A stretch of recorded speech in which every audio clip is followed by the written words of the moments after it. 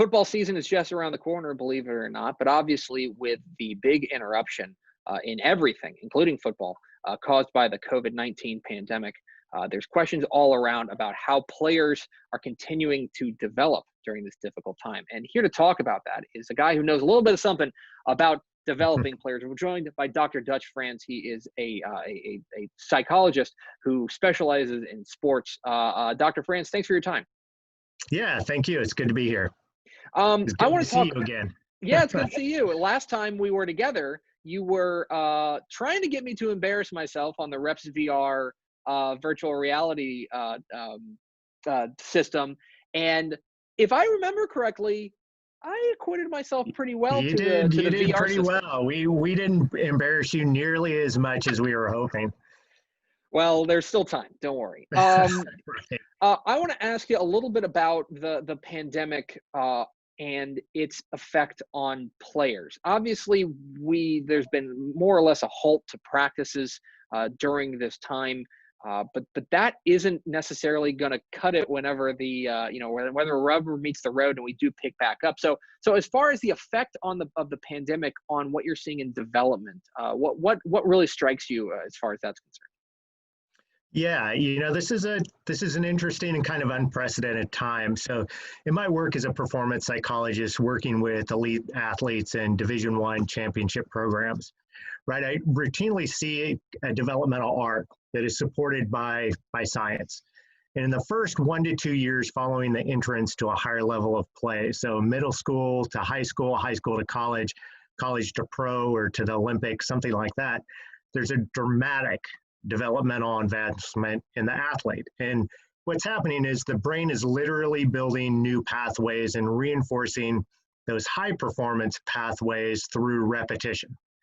And this optimizes things like learning, decision making, processing speed, recall, timing, really those building blocks of elite performance. And go ahead. No, go ahead. Oh, one thing, and this is a personal note, I'm actually reading right now Outliers by Malcolm Gladwell. And that was a book that kind of made popular the idea, the 10,000 hours, right? You're supposed to have 10,000 hours to truly get mastery of something. And it seems like with something as disruptive, let's say, as the pandemic, that certainly can have an impact on gaining those hours, right? Yeah, so those 10,000 hours, really what's happening there is that's the time needed to build and reinforce those pathways through a process called myelination. So it's just how the brain adapts and reinforces that performance behavior. And that's really non-negotiable, right? You've got to go through those hard hours and that pain in deep practice, or you won't develop. And unfortunately, the COVID-19 limitations means that athletes in their prime developmental stage, right, where everything in the body's optimized for learning and performance, they won't be getting the repetitions they need to make that giant leap forward that is required to play at the next level, whether that's at the high school or college or pro level, it's all the same. And there's no way around it. And once this developmental window is gone, it's almost impossible for the athlete to recover. And that should be concerning to players, parents, and coaches. And that's one thing, you mentioned there is that window, but especially when we're talking about high school kids, this is, especially with the way that football is developed, in this country, players are when they're showing up on college campuses, a lot of times they are getting really close to fully polished. And so really, is it fair to say that for these high school kids that are losing these reps, that are losing this practice time, that this can be something that they really need to figure out a way around? It is, because you're absolutely right. Now, more is expected from those athletes when they show up. And, the transfer portal has kind of made that worse, right? You don't perform, they're going to bring somebody else in that does. And then the kind of the growth of the private training market as well has really accentuated that. And, COVID-19, Twitter's full of videos of kids in their backyard, throwing the ball and doing their footwork. And that's all great. but that only gets you so far. You're going to win games on Friday night with your decision making and how your ball control skills, and those are the things that are super hard to replicate if you're not in practice, and are the things that athletes are losing right now. We're talking with Dr. Dutch Franz of the performance psychologist here on Texas Football Today. Get involved with the conversation, hashtag TF Today. All right, Doc, I want to ask you about the Reps VR system. And as we mentioned before, I tried this thing out. And it is really remarkable the way that it is able to simulate's not even the word. Like it's a fully immersive system where you are there on the field running reps. Can you tell us a little bit about, especially with the background of the pandemic and losing full team reps, basically? Can you tell us a little bit about this particular system and how valuable it can be? It really is irreplaceable in the period that we're in right now, and the reason why that is because you're absolutely right. What you experienced at the conference is that it immerses you fully into that practice or game environment and lets you get unlimited amount of reps. In addition to that is, I talked before about that learning arc, and that your brain needs to be challenged in order to develop this process that we call deep learning or deep practice. And that's what you get, right? If you imagine, I remember you were a quarterback, right? Yes, in high school? I was. A very, generally speaking, not a good one, but on this day, not bad. Not bad. So if you remember your freshman or sophomore year, you most remember your freshman year, your first time stepping behind center at the high school level, and things just happened so fast. And it was a new language, a new speed. You were nervous about being there.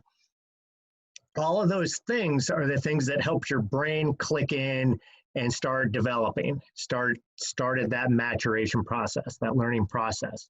That's what reps simulates. That's what our VR environment simulates. And it allows, because of the way it's built, it allows you or the coach to constantly create that deep learning environment. And so just as soon as you feel comfortable with a 2-route set, we're going to throw a 3-route set and a 4-route set. And now we're going to change up the defense and we're going to bring blitzers. And as you develop, it gets harder. And so it keeps that deep learning process going.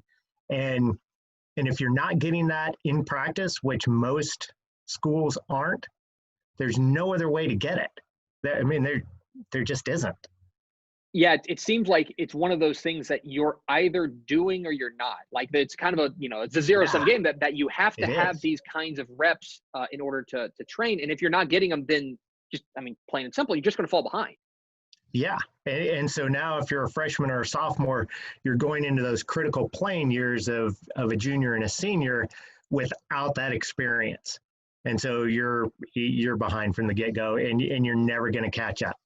There's just not enough time. And Doc, we were talking before we came on the air about you recently got some data from an FBS program here in the state of Texas. We'll leave them anonymous, but you got some data about what they've been doing, and you told me, I literally don't know what you're about to say. You said it was pretty remarkable. Yeah, it really was. So this was, with the Division I program. So these are quarterbacks that have already proven that they can play at a high level, and we put them inside of our system and their task proficiency. So that's how quickly and how accurately could they move through pre-snap and post-snap reads, improved by 63%. Wow. A 63% improvement in task proficiency, and decision-making was improved by 60%. So how were they able to go through their pre and post snap reads and then make the right decision based on what the defense was giving them and the goal of the offensive play? And that's pretty dramatic. And that was in 4 20-minute training sessions. Wow.